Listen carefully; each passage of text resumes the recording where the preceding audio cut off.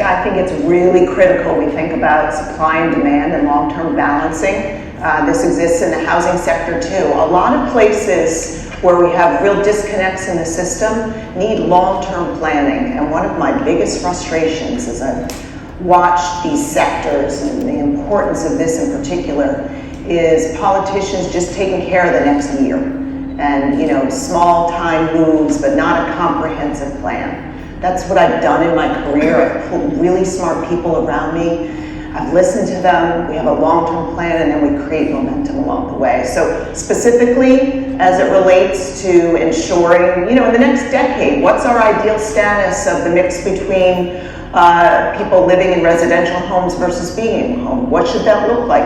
What are best practice models around the world? How does Rhode Island become a bright, shining star in the whole country for how we treat our senior citizens? There's so much opportunity in a little state like ours where we could be a role model for this country. A couple specific things I would do to make sure that we're supporting seniors who want to be at home. The hospital discharge system today in this state is a mess, and I've been through it with my own parents. You leave the hospital with a set of pills that are different that were in her medicine cabinet. How do you navigate all that? How do we make that simple for seniors as they go home?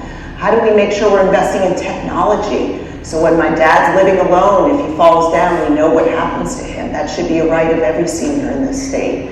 How do we make sure that family members who are taking care of our loved ones are compensated accordingly?